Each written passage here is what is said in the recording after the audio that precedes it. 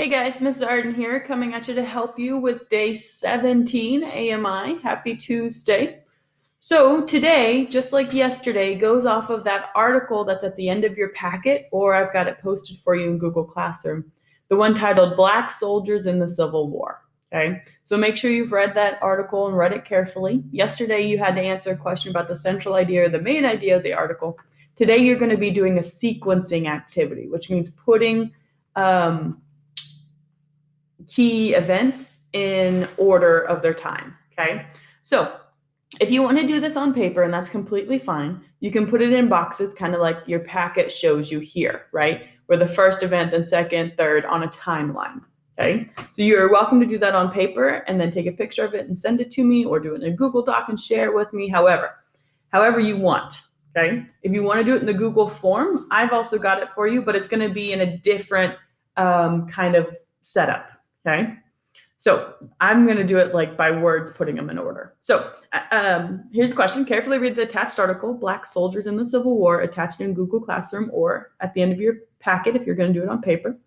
Create a timeline sequencing key events in the history of African American soldiers in the Civil War.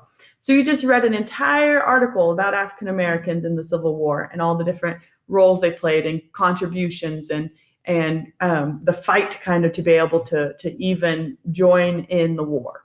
Okay, so I've kind of taken your sentence frames here and put them into the form of questions.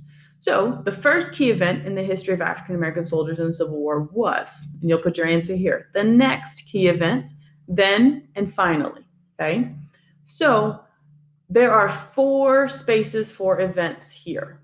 Okay, but you can't just randomly pull an event out of the article because this is a sequencing event, a sequencing assignment. That means they have to be in order.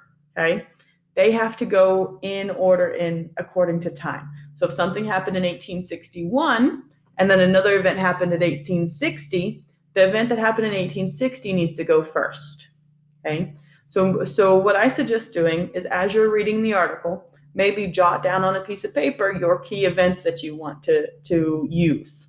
Okay, 3 or 4 key events, and then figure out which order they go in. What if the first event is the first thing that happens? The first one that's described as the first event that happens, and you're good. You can put that one as your first event. Okay, but just make sure, since it's a sequencing event, that they go in the correct order. If you give me an event from 1861, and then the next one an event from 1862, and then go back and give me another event from 1861, that's not in the correct order. Okay, so just pick 4 events, 4 key events, which means important, right? Key always means important. 4 important events from this article, and put them in order and submit them in the Google form, or you can put them in paper on a timeline or anything like that and submit it to me by email. Okay, so 4 key events from this article, put them in order by time, right, by sequence. Let me know if you've got any questions. Send me an email. Glad to talk. Happy Tuesday, guys.